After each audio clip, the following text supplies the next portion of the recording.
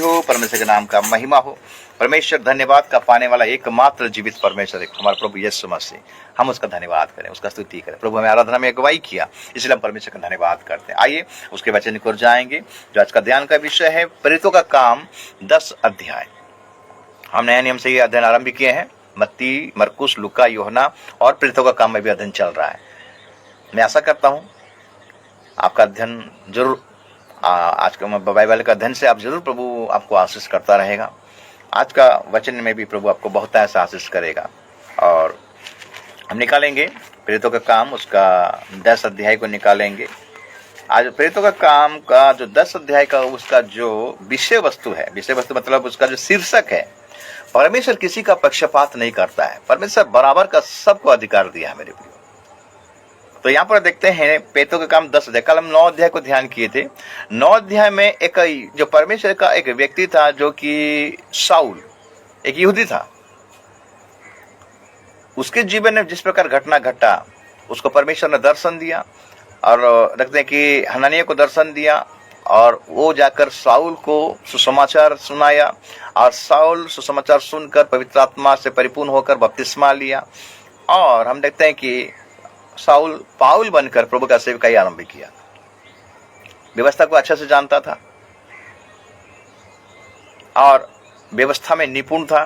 प्रभु का इच्छा को जाना, प्रभु का मर्जी को जाना और उसके बाद सेवकाई में उतर पड़ा। लोग उसके विरोध में हो गए। पहले प्रभु के लोगों को टान टान कर खींच खींच कर क्या करता था, जेल में डाल देता था, विरोध करता था प्रभु के लोगों का। लेकिन जब यीशु मसीह से एनकाउंटर हुआ दमिश्क के इस नगर में, तब बोला कि हे शाऊल तू मुझे क्यों सताता है। तब शाऊल बोला, प्रभु आप कौन हो? मैं वही यीशु हूं जिसको तू सताता है। तो उसका आंख अंधा बन गया 3 दिन के लिए। फिर हम देखते हैं कि उसके लिए प्रार्थना किया जाता है। उसका बाद उसका आंखें खुलता है। वो उसके बाद क्या होता है, प्रभु का वचन को सुनता है, उसके बाद बपतिस्मा लेता है। तो यहाँ पर और आज एक और व्यक्ति के बारे में चिंता करेंगे जो कि एक विजाती व्यक्ति है। उसी के सामने भी सेम वही घटना हो रहा है। तो ये चैप्टर प्रेरितों का काम 10 अध्याय का जो शीर्षक है, परमेश्वर किसी का पक्षपात नहीं करता है। आज उसी के बारे में हम ध्यान करेंगे। पहला हम 10 अध्याय का 1 से लेके हम 8 तक पढ़ाई करेंगे। टोटल 48 पद तक है। पहले हम पढ़ेंगे 10 अध्याय का, प्रेरितों का काम 10 अध्याय, उसका 1 से लेके 8 तक पढ़ाई करेंगे। लिखता है, कैसरिया में कर्नेलियुस नामक एक मनुष्य था जो इतालियम नामक पलटन का सूबेदार था।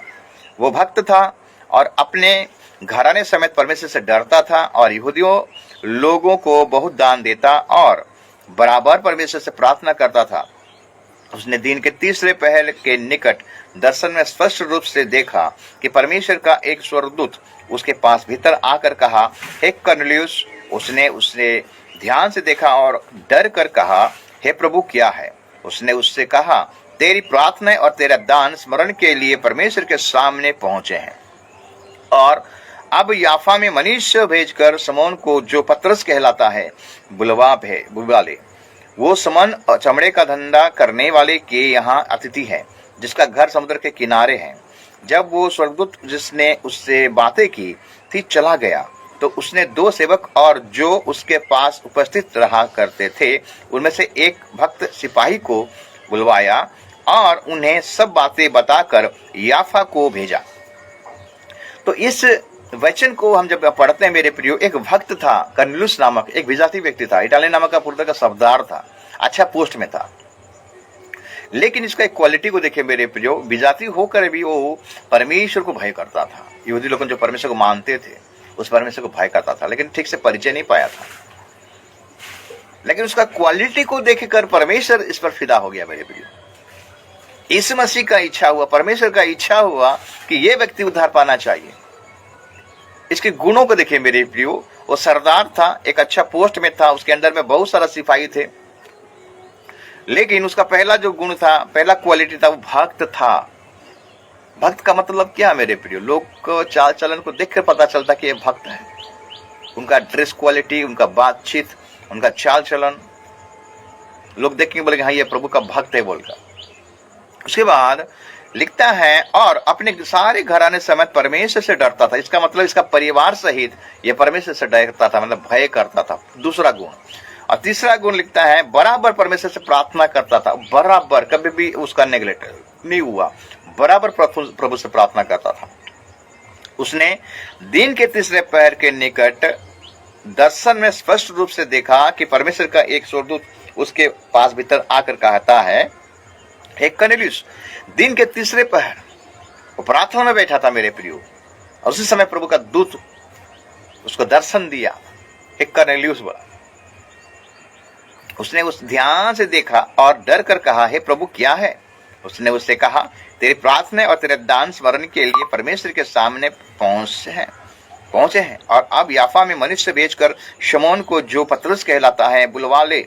वो शमौन चमड़े का धंधा करने वाले के यहाँ अतिथि है, जिसका घर समुद्र के किनारे है। जब वो स्वर्गदूत जिसने उससे बातें की थी चला गया, तो उसने दो सेवक और जो उसके पास उपस्थित रहा करते थे उनमें से एक भक्त सिपाही को बुलाया और उन्हें सब बातें बताकर याफा को भेजा।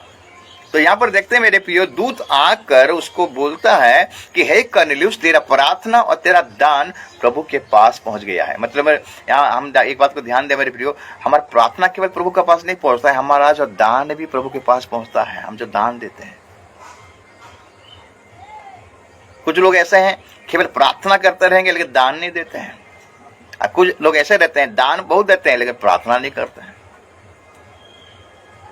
ऐसे विश्वासी हैं जो कि प्रार्थना खाली करवाते हैं, खाली प्रार्थना करते हैं लेकिन दान नहीं देते हैं।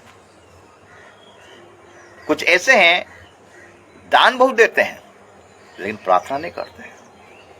लेकिन ये ऐसा व्यक्ति है मेरे प्रियो, ये प्रार्थना भी कर रहा है और दान भी दे रहा है। दान भी कैसे दे रहा? बहुत देता था, जबरन देता था। लिखता है ना, यहूदियों को बहुत दान देता था। आपका दान कैसा है मेरे प्रियो? आप किस प्रकार का भेंट प्रभु को देते हैं? आप तो देते तो सोचते हो दे देंगे तो खत्म हो जाएगा, अगले महीना का राशन पानी चलेगा कि नहीं चलेगा। कर्नेलियुस से हमें सीखना चाहिए मेरे प्रियो, उसका प्रार्थना भी सुना जा रहा है, उसका दान भी ग्रहण किया जा रहा है। प्रभु कौन सा दान को ग्रहण करता है जानते हैं?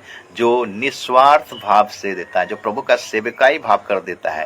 लेकिन हम क्या करते हैं, हाँ थोड़ा सा अच्छा पोस्ट में रह गए, अच्छा पैसा कमा दिए, हाँ निकाल के दे दिए, बोलते हैं हमने दिया है, हमने दे रहे तो हम दान दे रहे बोलकर तो पास्टर चल रहा है, हम दे रहे बोलकर तो कलीसिया आज आगे बढ़ रहा है, हम दे तो उसका घर परिवार चल रहा है। हमारा दान ऐसा होता है, लेकिन इसका दान गुप्त था मेरे प्रिय। लेकिन प्रभु उसका दान को देखता है, उसका प्रार्थना को देखता है। आज ऐसे लोग हैं मेरे प्रिय, पैसा बहुत है, इतना बिजी है, पास्टर लोगों को दान दे देते हैं, हमारे लिए प्रार्थना करो बोलते हैं। पास्टर लोगों को ठिका ले लिए है मेरे प्रिय, दुकान बन गए पास्टर लोगों। मेरे प्रिय, अगर कोई ऐसा करता है कि पैसा आपको दान भेजता है और बोलता है हमारे लिए प्रार्थना करो, तो आपका जिम्मेदारी बनता है कि आप उसको भी बोलिए कि उसके लिए वो अपने लिए भी प्रार्थना करेगा। लेकिन आजकल का जो प्रभु के दास लोगों नहीं बोलना चाहिए, लेकिन बोलने के लिए मजबूर होता हूं। बताते नहीं, सिखाते भी नहीं है, पैसे के लालच में घर घर घूमते हैं, दान इकट्ठा करते हैं, वो बोलते हैं नहीं हमारे लिए प्रार्थना करते रहिएगा। जिम्मेदारी है, आपको भी प्रार्थना करना पड़ेगा। कोई आपको स्वर्ग लेकर नहीं जाएगा मेरे प्रिय, आपको तैयारी होना पड़ेगा, खुद को तैयार करना। कोई पास्टर आपको लेकर नहीं जाएगा। जो पास्टर आज घर घर घूम के जो है धन के लालच में दान के प्राप्त करने के लिए, थोड़ा सा पैसा के लिए है, और शिक्षा को गलत रीति से प्रेजेंट कर रहे हैं। कोई अगर आपको फोन करके बोलता है कि मेरे लिए प्रार्थना करो, तो उसको भी बोलिए कि आप भी प्रार्थना कीजिए, घुटने टेक आप भी प्रार्थना कीजिए। मैं तो प्रार्थना करूंगा लेकिन आपको भी प्रार्थना करना पड़ेगा। दुनियादारी में पूरा व्यस्त रहेंगे, कुछ समस्या आ गया तो हमारा बिजनेस के लिए प्रार्थना कीजिएगा, हमारा बाल बच्चों के लिए प्रार्थना कीजिएगा, हमारा नौकरी के लिए प्रार्थना कीजिएगा। क्या पास्टर को ठिका लिए हैं मेरे प्रियो? आपका पास्टर को तो जिम्मेदारी है, वो कलीसिया के लिए प्रार्थना करेगा, अपने विश्वासियों के लिए प्रार्थना करेगा, उसकी जिम्मेदारी है। लेकिन कुछ ऐसे लोग हैं प्रार्थना बिल्कुल नहीं करते हैं, दान दे देते, दान बहुत देते हैं लेकिन प्रार्थना नहीं करते हैं। यहां पर देखिए दो चीज इसके पास है, ये प्रार्थना भी कर रहा है और दान भी दे रहा है। तब परमेश्वर इस बात को देखकर खुश हो गया मेरे प्रियो, इसका जीवन को देखकर खुश हो गया। नहीं, ये उद्धार पाना चाहिए, तब हम देखते हैं कि वो दूत आकर कहने लगा, तुम्हारा दान और तुम्हारा प्रार्थना सुना गया है, तुम्हारा दान वहां पर पहुंच गया है प्रभु के पास। अब प्रभु चाहता है कि तू क्या कर, सिमोन तुम याफा में मनुष्य भेजकर, 5 पद, और जब अब याफा में मनुष्य भेजकर सिमोन को जो पतरस कहलाता है बुलवा ले। ये नहीं पूछा मैं क्यों बुलाऊंगा, मुझे क्या जरूरत है बुलाने का, लेकिन वो पूरा समर्पण हो गया मेरे प्रियो। आप प्रभु का दूतों का बात को सुना, ध्यान से सुनना है मेरे प्रियो। आज कलीसिया में हम ध्यान से प्रभु का वचन को सुनते नहीं है, इसीलिए प्रभु का आवाज को सुन नहीं पाते, प्रभु का इच्छा को जान नहीं पाते हैं। कलीसिया में ही प्रॉब्लम होता है। हम तो इतना व्यस्त रहते हैं मेरे प्रियो, खाली संडे को जो मौका मिलता है ना, वो भी कितना मुश्किल से जाते हैं संडे का चर्च। अब बैठते भी हैं तो ठीक से सुनते भी नहीं है प्रभु का वचन क्या कहता है। ये कॉर्नेलियुस कभी भी जिंदगी में ये अनुभव नहीं पाया था, लेकिन जब दूत उसके साथ बातें कर रहा है, ये वचन को ध्यान से सुन रहा है, क्या करना है आगे। उसके साथ ही साथ 3 लोगों को भेजता है। कहां पर भेजता है? पतरस जहां पर है वहां पर भेजता है। उधर क्या घटना हो रहा है देखिए मेरे प्रियो। परमेश्वर किसी का पक्षपात नहीं करता है, परमेश्वर सबसे बराबर प्रेम करता है मेरे प्रियो। क्या धनी, क्या गरीब, क्या ऊंच, क्या नीच, सब जाति को प्रभु प्रेम करता है। हर एक जगत में जितने भी जाति हैं मेरे को, हर एक जाति को परमेश्वर यानी इसमें से प्रेम करता है। आगे 9 पद से, दूसरे दिन जब वे चलते चलते नगर के पास पहुंचे तो दोपहर के निकट पतरस छत पर प्रार्थना करने चढ़ा। उसे भूख लगी और कुछ खाना चाहता था, परंतु जब वे तैयारी कर रहे थे तो वो बेसुध हो गया। और उसने देखा कि आकाश खुल गया और एक पात्र बड़ी चादर के समान चारों कोने से लटकता हुआ पृथ्वी की ओर उतर रहा है, जिसमें पृथ्वी के सब प्रकार के चौपाई और रेंगने वाले जंतु और आकाश के पक्षी थे। उसने एक ऐसा शब्द सुनाई दिया, हे पतरस, उठ मार और खा। परंतु पतरस ने कहा, नहीं प्रभु, कदापि नहीं, क्योंकि मैंने कभी कोई पवित्र या अशुद्ध वस्तु नहीं खाई। फिर दूसरी बार उसे शब्द सुनाई दिया, जो कुछ परमेश्वर ने शुद्ध ठहराया है उसे तू अशुद्ध मत कह। 3 बार ऐसा ही हुआ। तब तुरंत वो पात्र आकाश पर उठा लिया गया। तो यहां पर देखते हैं मेरे प्रियो, 3 चीज का जिक्र किया गया। 3 नंबर, तीसरे पर ये प्रार्थना कर रहा था कॉर्नेलियुस, 3 व्यक्तियों को भेजा पतरस के पास। और यहां पर देखते हैं कि पतरस जो दर्शन देखता है, 3 प्रकार का पशु, जंतु और रेंगने वाले जंतु के बारे में देख रहा है। 3 प्रकार का। ये दोपहर को प्रार्थना कर रहा था। दोपहर का मतलब 12 बजे। यहूदियों का जो प्रार्थना का समय था 9 बजे, 12 बजे, सुबह 9 बजे, 12 बजे, दोपहर 12 बजे, अपराह्न 3 बजे प्रार्थना करते थे। तो अपराह्न 3 बजे कौन प्रार्थना कर रहा था? कॉर्नेलियुस प्रार्थना कर रहा था। ड्यूटी से समय मिला, ड्यूटी से समय निकालकर वो क्या कर रहा है? प्रार्थना कर रहा है। क्या हमारा जीवन में प्रार्थना जीवन है मेरे प्रिय? हम समय निकालकर क्या प्रार्थना करते हैं? आजकल का मसीह सांसारिक हो गया मेरे प्रिय। प्रार्थना करने के लिए समय नहीं है। मोबाइल देखने के लिए बहुत समय है, आईपीएल देखने के लिए बहुत समय है, फंक्शन में जाने के लिए बहुत समय है, मार्केटिंग करने के लिए बहुत समय है, मॉल में जाने के लिए बहुत समय है, शादी ब्याह में जाने के लिए बहुत समय है, लेकिन प्रार्थना करने के लिए आजकल का विश्वासी लोगों को समय ही नहीं है मेरे प्रियो। और अपने आप को बोलते हैं हम क्रिश्चियन है, बाप दादाओं से हम क्रिश्चियन है। तो यहाँ पर दोपहर को हम देखते हैं कि पतरस प्रचार करके जब लौट रहे हैं तो भूख लग रहा था, लेकिन खाना नहीं बनाया हुआ था, खाना बन रहा था। तो वही समय में वो चला गया छत पर, प्रार्थना करने बैठा, ध्यान करने बैठा। तो उसी समय वो बेहोश हो गया। और जैसे बेहोश हो गया तो एक दर्शन देख रहा है मेरे प्रियो कि ऊपर से स्वर्ग से एक चादर आ रहा है, और वहां पर क्या क्या, चादर में क्या क्या सब है लिखा गया कि जिसमें पृथ्वी के 12 पद, जिसमें पृथ्वी के सब प्रकार के चौपाई, रेंगने वाले जंतु और आकाश के पक्षी थे। चौपाई, रेंगने वाले जंतु और आकाश के पक्षी थे। 3 प्रकार का पशु, रेंगने वाले जंतु और आकाश के पक्षी। लेकिन पतरस ने कहा, प्रभु मैं कभी अशुद्ध चीज तो खा नहीं सकता, ये कैसे हो सकता है? मैं तो कभी खाया नहीं, कैसे खाऊंगा? तो प्रभु बोला कि, प्रभु क्या बोलता है?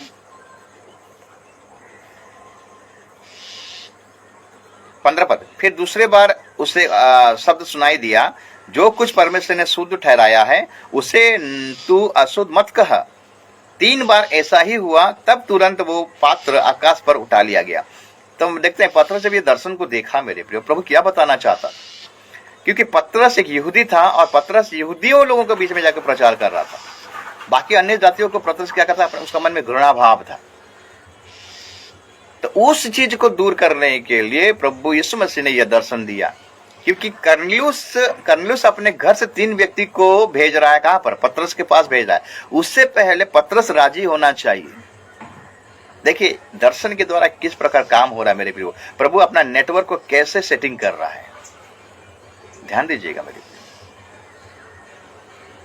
प्रियो। इधर प्रभु दर्शन दिया कर्नेलियुस को, सारे बातें बताया। उस बात को फुलफिल होने के लिए पतरस को राजी होना पड़ेगा मेरे प्रियो, पतरस को रेडी होना पड़ेगा। इसीलिए बोला तो पतरस को भेजो। ठीक उसी भेजने के समय में हम देखते हैं कि यहाँ पर थोड़ा टाइम लगा उन लोगों को आने के लिए उस जगह में। उसी समय पतरस भी क्या कर रहा है, वही चीज को देख रहा है। प्रभु उसको बता रहा है, क्या बता रहा है, आगे थोड़ा पढ़ाई करेंगे, जब 17 पद को पढ़ाई करेंगे। जब पतरस अपने मन में दुविधा में था कि ये दर्शन जो मैंने देखा वो क्या हो सकता है, तो देखो वे मनुष्य जिन्हें कर्नेलियुस ने भेजा था समन के घर का पता लगाकर द्वार पर आ खड़े हुए और पुकार कर पूछने लगे, क्या समन जो पतरस कहलाता है यही अतिथि है। इनको ठीक एड्रेस मिला था और ठीक एड्रेस में वो लोग पहुंचे मेरे प्रियो। आज हमको ठीक एड्रेस क्यों नहीं मिलता है, आज हमको परमेश्वर का ठीक वे नहीं मिलता है, ठीक मार्ग नहीं मिलता है, आज हमें परमेश्वर का ठीक रास्ता ही नहीं मिलता। कारण क्या जानते हैं, क्योंकि हम ध्यान ही नहीं देते हैं प्रभु का वचन को। पढ़ते तो हैं, सुनते तो, लेकिन ध्यान ही नहीं है वचन क्या कहता है। इसी के चलते परमेश्वर का इच्छा को हम जान नहीं पाते हैं, परमेश्वर का मर्जी को जान नहीं पाते, परमेश्वर हमसे क्या बातें करना चाहते जान नहीं पाते हैं। हमारा नेटवर्क गलत हो गया मेरे, हम गलत नेटवर्क में हैं। हमको सही नेटवर्क हमारे प्रभु के साथ होना चाहिए।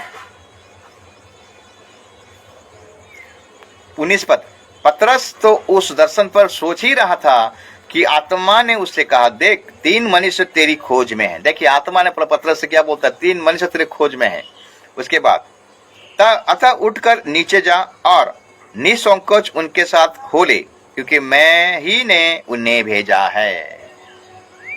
पतरस जैसे ही आत्मा में ये बात को सुना तो घबरा गया मेरे प्रिय। अरे प्रभु ने मुझसे बातें किया, आत्मा ने मुझसे बातें किया। तब पतरस ने उतरकर उन मनुष्यों से कहा, देखो उससे जिसकी खोज तुम कर रहे हो वो मैं ही हूं बोला। तुम्हारे आने का क्या कारण है। उन्होंने कहा, कर्नेलियुस सूबेदार जो धर्मी और परमेश्वर से डरने वाला और सारी यहूदियों जाति में सुनाम मनुष्य है, उसने एक पवित्र स्वर्गदूत से यह निर्देश पाया है कि तुझे अपने घर बुलाकर तुझे से वचन सुनाने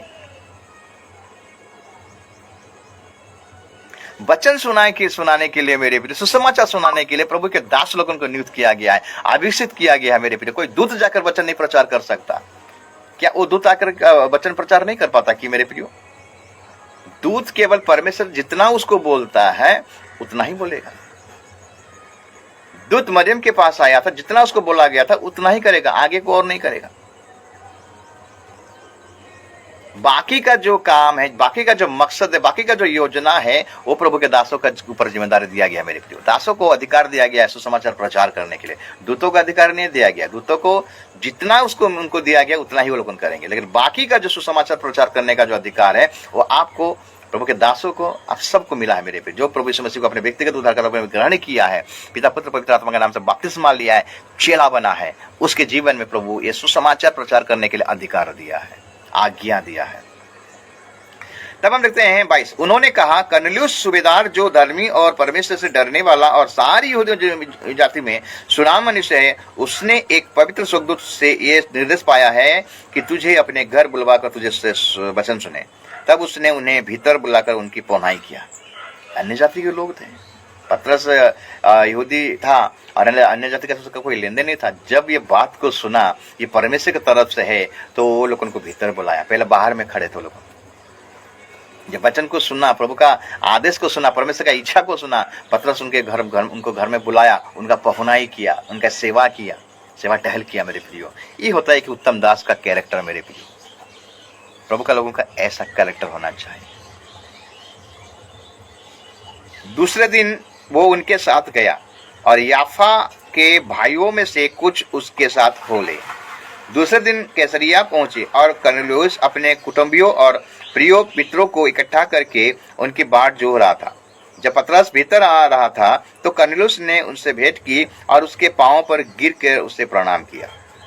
परंतु पतरस ने उससे उठाकर कहा, खड़ा हो, मैं भी तो मनुष्य हूँ। और उसके साथ बातचीत करता हुआ भीतर गया और बहुत से लोगों को इकट्ठा देखकर उनसे कहा, तुम जानते हो कि अन्य जाति की संगति करना या उनसे या जाना यहूदी के लिए अधर्म है, परंतु परमेश्वर ने मुझे बताया कि किसी मनुष्य को अपवित्र या अशुद्ध ना कहूं। इसीलिए मैं जब बुलाया गया तो बिना कुछ कहे चला आया। अब मैं पूछता हूं कि मुझे किस काम के लिए बुलाया गया। कर्नेलियुस ने कहा, इसी घड़ी पूरे 4 दिन हुए मैं अपने घर में तीसरे पैर प्रार्थना कर रहा था, तो देखो एक पुरुष चमकीला वस्त्र पहने हुए मेरे सामने आ खड़ा हुआ और कहने लगा, हे कर्नेलियुस, तेरी प्रार्थना सुन ली गई और तेरा दान परमेश्वर के सामने स्मरण किए गए हैं। इसलिए किसी को याफा भेजकर समोन को, जो पतरस कहलाता है, बुला। वो समुद्र के किनारे समोन चमड़े के धंधा करने वाले के घर में अतिथि है। तब मैंने तुरंत तेरे पास लोग भेजे और तूने भला किया जो आ गया। अब हम सब यहाँ परमेश्वर के सामने हैं ताकि जो कुछ परमेश्वर ने तुझसे कहा है उससे सुने। सुसमाचार सुनने के लिए, प्रभु का वचन को सुनने के लिए कर्नेलियुस और उसका परिवार और कुछ संगत संबंधी इतना लालायित है मेरे प्रियो, इतना इच्छुक है, इतना आग्रह प्रकाश कर रहे हैं। लेकिन आज हमारा जीवन में सुसमाचार सुनने के लिए हमारे जीवन में आग्रह ही प्रकाश नहीं है। वचन सुनने के लिए हम आग्रह ही नहीं करते, उत्साह ही नहीं है हमारे जीवन में। तो बरकत कैसे मिलेगा, आशीष कैसे मिलेगा, हम आत्मिक में कैसे आगे बढ़ नहीं पाएंगे। लेकिन जब कर्नेलियुस से बातों को बोल रहा है मेरे को, इसके बोली से पता चल रहा है ये लोग कितना उत्साहित हैं। इसी उत्साहित के कारण अपना संगत संबंधियों को, कुछ मित्रों को भी ये क्या किया, बुलाया अपने घर में। पतरस जब अंदर में गया पूरा भीड़ था। 34 तब पतरस ने कहा, अब मुझे निश्चय हुआ कि परमेश्वर किसी का पक्षपात नहीं करता है। पतरस का सोच क्या था जानते हैं? परमेश्वर खाली यहूदी लोगों को ही चुना है, यहूदी लोगों खाली उद्धार पाएंगे। लेकिन पतरस को यह पता नहीं था कि प्रभु सब जाति को प्रेम करता है।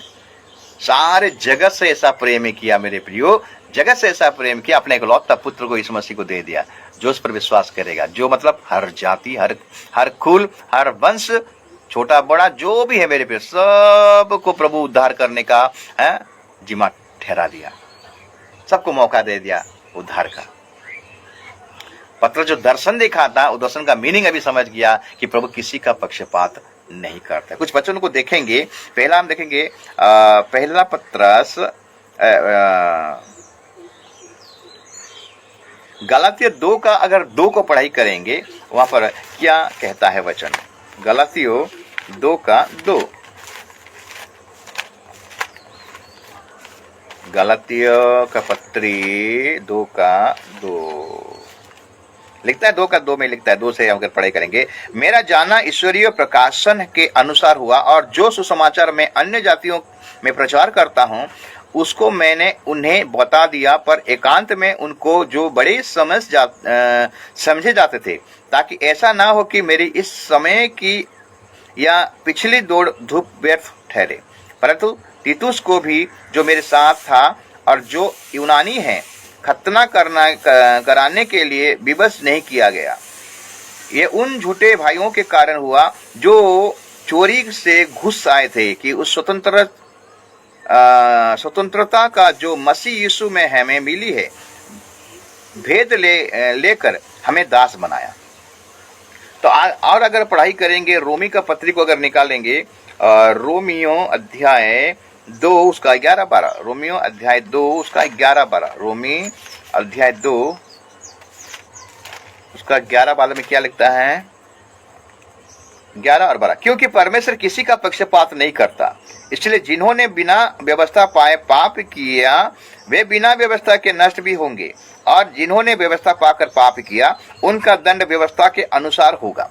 परमेश्वर किसी का पक्षपात नहीं करता, सबको बराबर प्रेम करता है। और एक पद निकालेंगे, एफिसियों 6 का 6 से 9, एफिसियों का अध्याय, एफिसियों का, ये पौलुस का कहा हुआ वचन है मेरे प्रिय। पौलुस भी यही बात कहता है कि परमेश्वर किसी का पक्षपात नहीं करता। पहले एफिसियों का उसका 6 अध्याय उसका 9 पद से पढ़ाई करेंगे। हे स्वामियों, तुम भी धार्मिकियां देना छोड़कर उन्हें साथ वैसा ही व्यवहार करो, क्योंकि तुम जानते हो कि उनका और तुम्हारा दोनों का स्वामी स्वर्ग में है और वो किसी का पक्ष नहीं करता। परमेश्वर किसी का पक्षपात नहीं करता। आज का वचन का जो थीम है, जो ध्यान का विषय है, जो उसका शीर्षक है, परमेश्वर किसी का पक्षपात नहीं करता है। वो सबको बराबर प्रेम करता है, सबको बराबर आशीष देता है मेरे प्रिय, सबको मौका देना चाहता है कि वो लोगों ने उद्धार पाए बोलकर। तो उसके बाद हम देखते हैं जब पतरस ये सारे विषय को जो बोला कि अरे मैं अभी मुझे समझ में आ गया कि परमेश्वर किसी का पक्षपात नहीं करता है। आप छोटे हो, बड़े हो, कोई भी जाति का हो, कोई भी डिनोमिनेशन का मेरे प्रिय हो, लेकिन आज भेदभाव ऐसा कर दिया है लोगों को, उनका जीवन में भेदभाव करने के चलते आज मेल मिलाप ही नहीं होता है। आज चर्च में क्या होता है, भेदभाव दिखाई देता है। कोई छोटा जाति आ गया तो उसके पास नहीं बैठते हैं, थोड़ा कोई पैसा वाला रहेगा तो गरीब के पास नहीं बैठते हैं। कलीसिया मसीह का देह है, हम सब एक अंग है, ध्यान दीजिएगा, एक ही शरीर है और उसका मस्तक कौन है? यीशु मसीह। कलीसिया का सिर कौन है? यीशु मसीह। हमारा इस शरीर क्या है? एक होना चाहिए। ये हाथ को अगर दर्द देगा तो ये हाथ को अगर दर्द देगा तो ये हाथ क्या चुप रहेगा? उसको दबाएगा नहीं दबाएगा? तो कलीसिया में सब हम एक हैं, किसी का पक्षपात हमें करना नहीं है। एक मन, एक आत्मा, एक पवित्र आत्मा, एक ही बपतिस्मा, एक ही विश्वास के साथ हमें आगे बढ़ना है, एक ही प्रेम के साथ हमें आगे बढ़ना है। आगे बढ़ेगा 37, वो वचन तुम जानते हो जो यूहन्ना के बपतिस्मा के प्रचार के बाद गलील से आरंभ होकर सारी यहूदिया में फैल गया। परमेश्वर ने किसी रीति से यीशु नासरी को पवित्र आत्मा और सामर्थ से अभिषेक किया, भलाई करता और सबको जो शैतान के सताए हुए थे अच्छा करता फिरा, क्योंकि परमेश्वर उसके साथ था। हम उन सब कामों के गवाह हैं जो उसने यहूदियों के देश और यरूशलेम में भी किए, और उन्होंने उसे काट पर लटका कर मार डाला। उसको परमेश्वर ने तीसरे दिन जिलाया और प्रकट भी कर दिया है, सब लोगों पर वो नहीं वरन उन गवाहों पर जिन्हें परमेश्वर ने पहले से चुन लिया था, अर्थात हम पर, जिन्होंने उसके मरे हुए में से जी उठने के बाद उसके साथ खाया पिया। और उसने हमें आज्ञा दी कि लोगों में प्रचार करो और गवाही दो कि ये वही है जिससे परमेश्वर ने जीवितों और मरे हुओं का न्याय ठहराया है।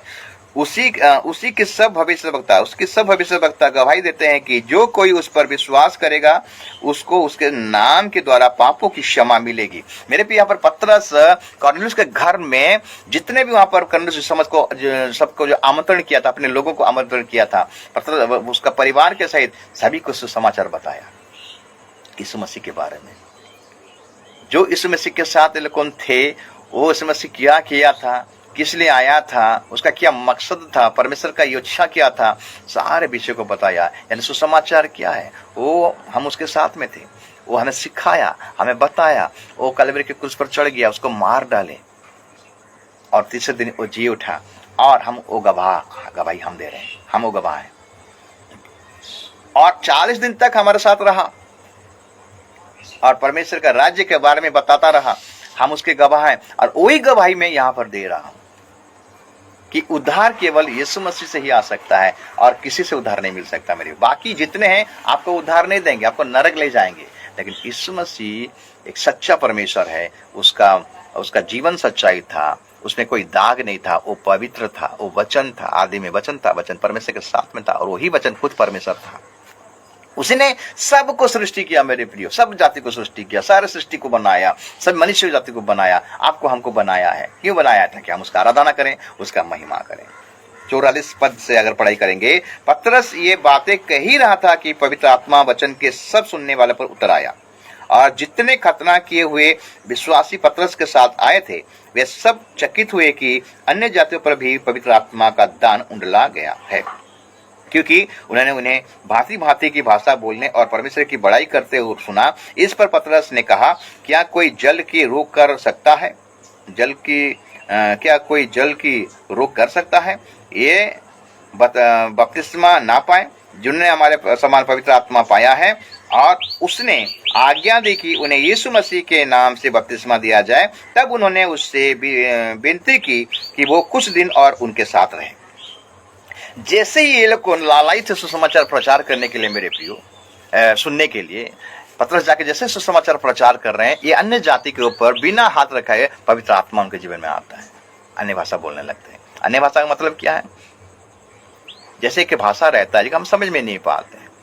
मैं एक भाषा का रहता हूं तो वो क्या करता है, वही भाषा को मेरे साथ रिपीट करता है, इंटरप्रेट करता है, तो वो बोलते हैं अन्य भाषा। तो वो पतरस साथ ही साथ बोला, क्या जल की रोक सकता है? जल को रोक सकता है? साथ ही साथ उनको बपतिस्मा दिया गया यीशु के नाम में। आजकल का जो टीचिंग आया है ना, यीशु के नाम से बपतिस्मा, केवल यीशु के नाम, यीशु के नाम है। यीशु जैसा बपतिस्मा लिया था, पिता, पुत्र और पवित्र आत्मा के नाम से बपतिस्मा लिया था, वही बपतिस्मा के बारे में पतरस यहाँ पर जिक्र कर रहा है। जब यीशु मसीह बपतिस्मा लिया, स्वर्ग खुल गया और हम देखते हैं कि ऊपर से कबूतर के नए पवित्र आत्मा आया, यीशु के ऊपर ठहर गया। ऊपर से वाणी हुआ, ये मेरा प्रिय पुत्र है, इससे मैं अति प्रसन्न हूं। पुत्र नीचे है, पवित्र आत्मा बीच में है और पिता ऊपर है। तीन गवाह, केवल यीशु नहीं मेरे प्रियो, यीशु के नाम से का मतलब क्या जानते हैं? यीशु के नाम से मतलब यीशु जैसा बपतिस्मा लिया था, हमको वैसा बपतिस्मा लिया लेना है। क्योंकि यीशु मसीह यरदन में आया था, क्या खाली उसके नाम से बपतिस्मा लिया? कि वहां पर तीन विषय दिखाई दिया। जब यीशु मसीह पानी में उतरा, जब यूहन्ना पानी में डुबाया यीशु मसीह को, उठा तो स्वर्ग का द्वार खुल गया और स्वर्ग से पवित्र आत्मा को कबूतर के नाई उनके ऊपर उतरा, यीशु के ऊपर उतरा, और ऊपर से वाणी हुआ, ये मेरा प्रिय पुत्र है, इससे मैं अति प्रसन्न हूं। पिता, हम नीचे पुत्र है, बीच में पवित्र आत्मा है। पिता, पुत्र और पवित्र आत्मा के नाम से ही हमें बपतिस्मा लेना है। यही है वैलिड बपतिस्मा, और बाकी जो बपतिस्मा है सब अनवैलिड है। तब तो यूहन्ना को बोला, आप तो ऐसा होने दे, इस रीति से सब धार्मिकता को पूरा किया जाना उचित है। पिता, पुत्र और पवित्र आत्मा के नाम से तुम बपतिस्मा लो तो पवित्र आत्मा का दान पाओगे। यहाँ पर देखिए, बपतिस्मा लेने से पहले इनका ऊपर पवित्र आत्मा आ गया। यहाँ क्या पता चलता है? परमेश्वर किसी का पक्षपात नहीं करता है।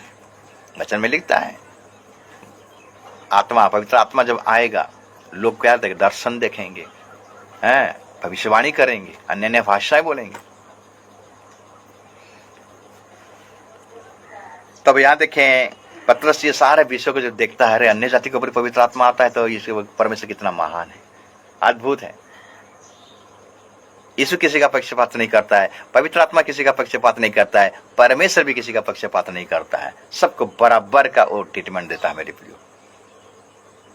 अगर आप सोचते हो कि मैं नीचा हूं, मैं तुच्छ हूं, मुझे कहां से पवित्र आत्मा मिलेगा, मुझे कहां से यीशु प्रेम करता है, ऐसा मत सोचिए। प्रभु आपसे प्रेम करता है, आप कोई भी हो, आपसे बहुत प्रेम करता है। इसलिए तो अपने आप को कलवरी के क्रूस पर आपके पापों के लिए बलिदान हो गया, ताकि आप उद्धार पाओ। उद्धार यीशु मसीह से मिलता है मेरे प्रियो। तो ये प्रेरितों का काम 10 अध्याय का जो चैप्टर आप आज ध्यान किए, एक अन्य जाति का व्यक्ति किस प्रकार उद्धार पाया। एक अच्छा भक्त था मेरे प्रियो, लेकिन जब तक वो बपतिस्मा नहीं लेता, जब तक वो यीशु मसीह को नहीं जानता, तब तक वो उद्धार नहीं पाएगा मेरे प्रियो। आप जितना भी भलाई का काम कीजिए मेरे प्रियो दुनिया में, आप अनाथों का भी शुद्धि लीजिए, गरीबों को दान दीजिए, आप जितना भी आप भलाई का काम कीजिए, जब तक आप उद्धारकर्ता के रूप में यीशु मसीह को ग्रहण नहीं किया, यीशु मसीह का परिचय को अगर हम नहीं जाने हो, यीशु मसीह को अगर हम नहीं जाने हो, तो आपका उद्धार नहीं हो सकता। आपको यीशु मसीह का दरकार है, यीशु मसीह को जानना जरूरी, क्योंकि उस यीशु मसीह को जानना ही अनंत जीवन है। एक पद को पढ़ेंगे, यूहन्ना 17:3, यूहन्ना 17:3 लिखता है, और अनंत जीवन यह है कि वे तुझ एकमात्र सच्चे परमेश्वर को और यीशु मसीह को जिसे तूने भेजा है जाने। कर्नेलियुस अभी तक यीशु मसीह का परिचय को नहीं जाना था, इसीलिए दूत ने कर्नेलियुस को बोला, तू अपने कुछ लोगों को भेज पतरस के पास जो कि याफा नगर में है, उसको भेज, वो आके तुम्हें क्या करेगा? वचन सुनाएगा। क्या वचन सुनाएगा? यीशु मसीह के बारे में सुनाएगा। और आके पतरस यीशु मसीह का सुसमाचार बताया। कर्नेलियस जान लिया, वो जीवन का कर्ता को जान लिया, अनंत जीवन को जान लिया। यीशु को जानना ही अनंत जीवन। अगर आप आज यीशु को नहीं जाने हो मेरे प्रियो, तो अभी तक आप श्रापित हो। जिस दिन आप यीशु मसीह को जान लिए, श्राप से बच जाते हो और अनंत जीवन के लिए आपका रास्ता खुल जाता है, स्वर्ग का द्वार आपके लिए खुल जाता है। जो प्रभु को जानता है वो उद्धार पाता है। इस वचन के द्वारा प्रभु आप सबको आशीष करे, ब्लेस करे, अनुग्रह करे, दया करे और कृपा करे। छोटा सा प्रार्थना करेंगे, आज का वचन को यही विराम देते हैं। सर्वशक्तिमान परमेश्वर, हम आपका धन्यवाद करते प्रभु, आपका स्तुति प्रशंसा तारीफ करते हैं। आपने हमें सुंदर सा वचन के द्वारा हमें अगुवाई की। जिस प्रकार कर्नेलियस के जीवन में प्रभु ये घटना घटा, एक अन्य जाति का व्यक्ति था, वो बिजी पर्सन था, काम करने वाला व्यक्ति था, लेकिन वो तुझे भय करता था, बराबर प्रार्थना करता था, घराने समझ भय करता था, भक्त था और यहूदियों को बहुत दान दिया करता था। इसी क्वालिटी को देखकर प्रभु आप उसके जीवन में उद्धार करने का और प्रभु ठान लिया, प्लानिंग किया, योजना किया और पतरस को बुलाया, अपने दास को बुलाया सुसमाचार सुनाने के लिए प्रभु। और कर्नेलियस जब सुसमाचार को सुना, उसका पूरा परिवार, उसका घराना उद्धार पाया। हम आपका धन्यवाद करते हैं। उसी प्रकार प्रभु आज जितने भी अन्य जाति हैं जो कि प्रभु ऐसे ही भक्त हैं, डरने वाले हैं, प्रभु को भय करने वाले हैं, दान देने वाले हैं, प्रार्थना करने वाले हैं, लेकिन आपका परिचय को नहीं पता है प्रभु, उनके जीवन में वो परिचय उनको मिलने पाए, यीशु का नाम मिलने पाए और उद्धार पाने पाए और स्वर्ग का रास्ता उनके लिए खुलने पाए प्रभु। जो आज बंधन में है, आज नरक की ओर जा रहे प्रभु, उनके जीवन में ओ प्रभु हालेलुया प्रभु, वो रास्ता को खोल, वो बंधन को तोड़, ताकि लोग सच्चा परमेश्वर को जानने पाए, सच्चा उद्धारकर्ता को जानने पाए, सच्चा परमेश्वर का परिचय को जानने पाए। ऐसा तो आशीष और अनुग्रह कर। ये वचन हाँ प्रभु, जो भी देखेगा प्रभु हालेलुया, वो प्रभु को नहीं जानता रहेगा, लेकिन उसका जीवन में प्रभु ये वचन काम करने पाएगा। ऐसा तो सामर्थ्य का काम कर प्रभु, ऐसा तो आशीष और अनुग्रह कर। हर पर तेरा दया, हर एक पर तेरा अनुग्रह कृपा होने पर, क्योंकि तू किसी का पक्षपात नहीं करता है, तो सबको बराबर का प्रेम करता है। पिता, तूने हमारी प्रार्थना को सुना, मैं आपका धन्यवाद करता हूँ। आपने मुझे इस्तेमाल भी किया प्रचार करने के लिए प्रभु, सहायता और मदद किया, मैं आपका धन्यवाद करता हूँ। जितने ऑनलाइन देख रहे हैं, सुनने प्रभु, हर एक परिवार को आशीष कीजिए, ब्लेसिंग कीजिए, अनुग्रह कीजिए, दया कीजिए और कृपा कीजिए। यीशु के नाम से मांगते हैं, आमीन। प्रभु आप सबको ब्लेस करे, अनुग्रह करे, दया करे, कृपा करे, आमीन।